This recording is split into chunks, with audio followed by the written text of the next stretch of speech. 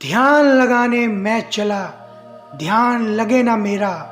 हे बुद्ध, आप ही कर दो पार मेरा ये बेड़ा। बस में, ट्रेन में, ऑफिस में, मॉल में, घर में, जब भी कोई पुरुष किसी महिला को देखता है तो उसके दिल में एक आहट होती है, एक भेड़िए की आहट, जो उस महिला को अपनी हवस का शिकार बनाना चाहता है और सोचता है काश ये महिला मेरे बिस्तर में होती और मेरे लिए एक सिगरेट जलाती। अगर वो महिला उस व्यक्ति की रिश्तेदार या परिवार से होती है तो वह व्यक्ति उस भेड़िए की आहट को वही ख़त्म कर देता है, उस आहट को अपने दिमाग से निकाल के फेंक देता है। किंतु अन्य महिलाओं के लिए वह ऐसा नहीं कर पाता। उस खतरनाक भेड़िए की आहट उसके दिमाग पर हावी हो जाती है और उसका दिमाग उस वैशी दरिंदे भेड़िए का शिकार हो जाता है। आपने अपने आसपास ऐसी कई घटनाएं देखी होंगी जिसमें महिलाओं के साथ छेड़छाड़ और सेक्सुअल हरेसमेंट की वारदातें शामिल हैं। इन सारी घटनाओं को वही भेड़िया आहट देता है जो मनुष्य के दिमाग में पनपता है। इसके अलावा आपने आसपास समाज में देखा होगा कि डॉक्टर नर्स के साथ संबंध बनाते हैं, टीचर स्टूडेंट के साथ संबंध बनाते हैं, पायलट एयर होस्टेस के साथ संबंध बनाते हैं। आखिर ऐसा क्यों होता है? ये सब उसी भेड़िए के कारण होता है। ऐसा नहीं है, ये वैश्य भेड़िया सिर्फ मर्दों में जन्म लेता है, मर्दों के मस्तिष्क में जन्म लेता है। औरतों के मन में भी यह भेड़िया समान रूप से आहट करता है। कभी कभी यह भेड़िया आदमी के दिमाग पर इतना हावी हो जाता है कि आदमी हर वक्त काम वासना में डूबा रहता है। सोचने वाली बात यह है कि ज़्यादा काम वासना में डूबने का क्या परिणाम होगा। कभी कभी यह परिणाम इतना भयंकर होता है कि आदमी बाप बनने की शक्ति भी खत्म कर देता है। आज जो मैं आपको गौतम बुद्ध की कहानी सुनाने वाला हूँ, उसमें हम जानेंगे कि काम वासना क्या होती है, ये इंसान के दिमाग में कैसे पनपती है और इसको दूर करने के क्या उपाय हैं। इससे पहले कि मैं ये कहानी शुरू करूँ और आप इस कहानी में खो जाएं, अगर आपने हमारा चैनल सब्सक्राइब नहीं किया है तो इसे सब्सक्राइब कर लें। एक बार एक जवान लड़का गौतम बुद्ध के पास आया और बोला, हे बुद्ध, मेरे मन में इतने अश्लील विचार क्यों आते हैं? मेरे मन में काम वासना के विचार चलते रहते हैं जिनके बारे में सोच सोच कर मैं अपना बहुत सा समय और ऊर्जा को बर्बाद कर देता हूँ, जिनकी वजह से मैं कभी शांत नहीं रह पाता और हमेशा ही लड़कियों के प्रति आकर्षण महसूस करता हूँ। बुद्ध ने मुस्कुराते हुए कहा, क्या तुम्हें पता है कि काम वासना क्या होती है? लड़के ने कहा, हे बुद्ध, मुझे ये नहीं पता है कि काम वासना का क्या मतलब है, लेकिन ये जो भी है बहुत बुरी है। बुद्ध ने कहा, सबसे पहले तो तुम ये समझो कि प्राकृतिक रूप से जो भी कुछ हमारे अंदर है वह बुरा नहीं है। हमारे जीवन में उसकी ज़रूरत है। वासना एक प्रकार की भावना है जो हमें किसी न किसी चीज़ की कमी का एहसास दिलाती है। फिर हम उस चीज़ की पूर्ति के लिए उसकी तरफ आकर्षित होना शुरू कर देते हैं। जैसे अगर किसी के पास धन की कमी है तो उसमें धन के प्रति आकर्षण यानी धन की वासना उत्पन्न हो जाएगी। वासना कुछ और नहीं बल्कि एक प्रकार की कमी है, एक प्रकार की ज़रूरत का एहसास है। अगर ये ज़रूरत शारीरिक हो तो हम इसे काम वासना कहते हैं। लड़के ने कहा, हे बुद्ध, यह तो मैं समझ गया कि काम वासना क्या है, लेकिन ये हमारे अंदर कहाँ से आती है, ये कैसे उत्पन्न होती है? बुद्ध ने कहा, काम वासना कहीं से आती नहीं बल्कि प्राकृतिक रूप से हमारे अंदर मौजूद होती है और इसका होना ज़रूरी भी है, क्योंकि यही मानव जाति के विस्तार का आधार है। लड़के ने कहा, अगर काम वासना हमारे अंदर प्राकृतिक रूप से मौजूद है तो लोग इस काम वासना को गलत क्यों बोलते हैं? बुद्ध ने कहा, यह एक बहुत बड़ी समस्या है कि काम वासना को लोगों ने गलत नज़रिए से देखना शुरू कर दिया है, इसे दबाने की कोशिश शुरू कर दी है। काम वासना का होना गलत नहीं है बल्कि काम वासना का बेलगाम होना गलत है।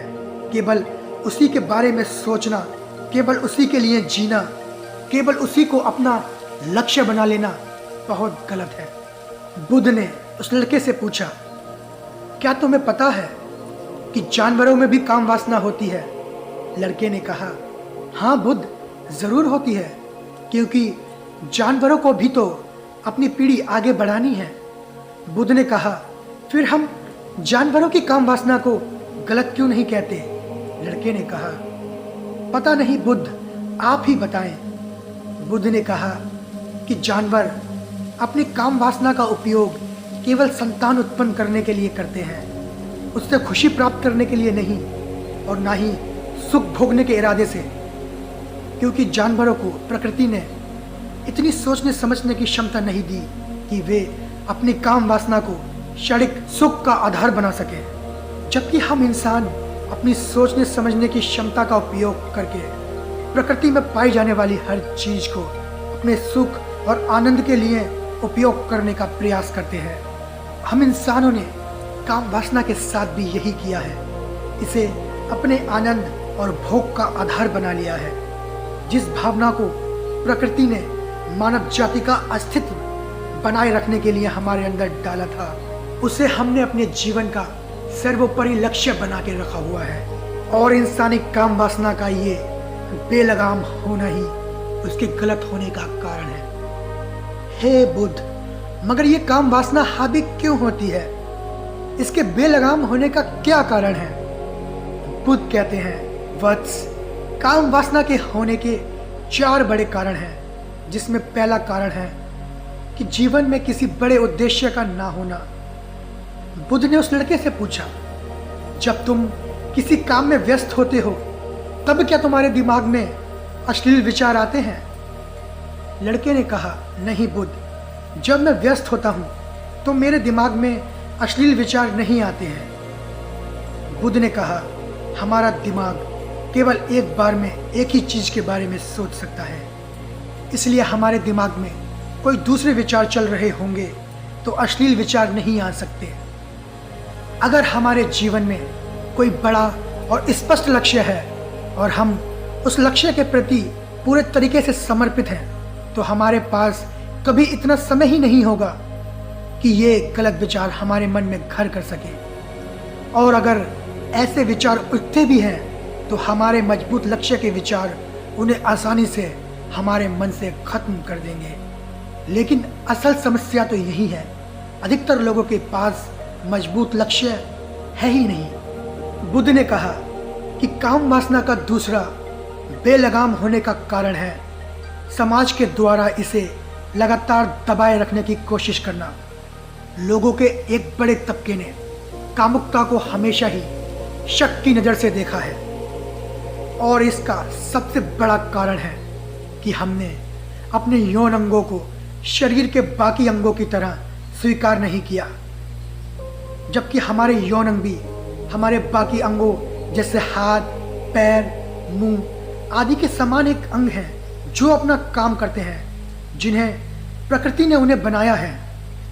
लेकिन हमने ही इन प्रजनन अंगों को ज़्यादा ही रहस्यमयी बना दिया है। जब कोई चीज़ रहस्यमयी बन जाती है तो उसके प्रति लोगों की एक अलग ही रुचि जागृत हो जाती है, जिसकी वजह से लोग जाने अनजाने में काम वासना के प्रति आकर्षण महसूस करते हैं। बुद्ध ने आगे कहा, जब किसी विचार को दबाने का, उसका दमन करने का प्रयास किया जाता है तो वह विचार और ज़्यादा मजबूती के साथ उभर के आता है, और यही काम वासना के विचारों के साथ भी किया जा रहा है। बुद्ध ने कहा, अगर मैं तुमसे कहूँ कि तुम आम के बारे में मत सोचना तो तुम्हारे मन में पहला चित्र किस चीज़ का आया? लड़के ने कहा, बुद्ध, मेरे मन में पहला चित्र आम का ही आया। बुद्ध ने कहा, इसी प्रकार जब हम अश्लील विचारों को जबरदस्ती रोकने का प्रयास करते हैं तो वो और मजबूती के साथ हमारे अंदर उभरते हैं। इसलिए हमें कभी भी इन विचारों को दबाने की कोशिश नहीं करनी चाहिए। लड़के ने कहा, हाँ बुद्ध, ये तो मैंने भी महसूस किया है। बुद्ध ने कहा, इंसानों में कामुकता हावी होने का तीसरा मुख्य कारण है हमारा अपने विचारों के प्रति जागरूक ना होना।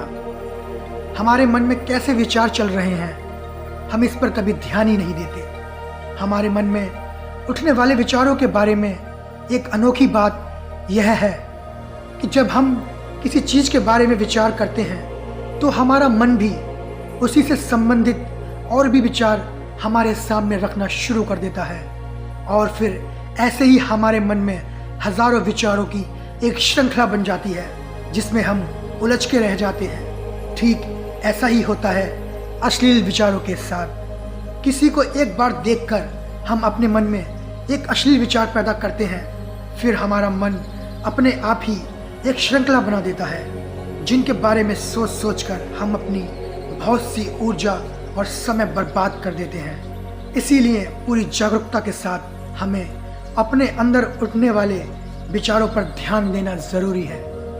बुद्ध ने कहा अश्लील विचारों के हावी होने का चौथा मुख्य कारण है बुरी सोच और अश्लील विचारों वाले लोगों की संगति में रहना। कभी कभी ऐसा होता है कि कामुकता हमारे अंदर नहीं होती, लेकिन कुछ अश्लील लोगों के साथ रहने की वजह से यह हमारे अंदर हावी हो जाती है। लड़के ने कहा हाँ बुद्ध, यह बात तो मैंने खुद महसूस की है। बुद्ध ने कहा इसीलिए हमें बुरे विचार वाले और अश्लील लोगों से दूरी बनाकर रखनी चाहिए। लड़के ने कहा बुद्ध, यह तो मैं समझ गया कि कामुकता हावी कैसे होती है, लेकिन कामुकता को हावी होने से कैसे रोका जा सकता है? बुद्ध ने कहा सबसे पहले तो तुम ये समझ लो कि काम वासना को रोकना असंभव है। इस ऊर्जा को सिर्फ रूपांतरित किया जा सकता है। काम वासना की ऊर्जा को रूपांतरित करने के दो तरीके हैं, पहला है प्रेम और दूसरा है ध्यान। जब हम सच्चे प्रेम में होते हैं तो हमारे अंदर कामुकता की ऊर्जा हमारी खुशी और हमारे आनंद में परिवर्तित हो जाती है। लेकिन ज़्यादातर लोग तो शारीरिक आकर्षण को ही अपना प्रेम मानते हैं, जो कि ऊर्जा को बर्बाद करता है, रूपांतरित नहीं। काम वासना की ऊर्जा को शरीर के अंदर ही रूपांतरित करने का सबसे सफल तरीका है ध्यान। ध्यान के माध्यम से आप अपने अंदर स्थित आनंद के उस केंद्र में स्थापित हो जाते हैं जिसके सामने दुनिया का हर भोग विलास फीका लगने लगता है। ऐसा नहीं है कि ध्यान में उतरने के बाद आप वो सब सोचने में सक्षम नहीं होते, बल्कि आप उससे ऊपर उठ चुके होते हैं और आपको ये सब हरकतें छोटी और बचकानी लगने। लड़के ने कहा हे बुद्ध, ध्यान की शुरुआत कहाँ से करें? बुद्ध ने कहा पहले तो तुम खुद के साथ अकेले समय बिताना शुरू कर दो, क्योंकि जो इंसान जिसके साथ सबसे ज़्यादा समय बिताता है वो उसको जानने लगता है। जब तुम खुद के साथ समय बिताना शुरू कर दोगे तो ये सारे भौतिक सुख तुम्हें छोटे लगने लगेंगे। एक दिन ऐसा भी आएगा कि तुम्हारे चाहे बिना तुम्हारे दिमाग में किसी भी प्रकार के विचार उठने बंद हो जाएंगे। तो दोस्तों, कैसी लगी आपको ये कहानी? कमेंट करके ज़रूर बताएं। अगर ये कहानी अच्छी लगी हो तो हाँ, इस चैनल को सब्सक्राइब ज़रूर कर लें और इस वीडियो को लाइक और शेयर कर दें। फिर मिलते हैं नई कहानी में, तब तक के लिए धन्यवाद।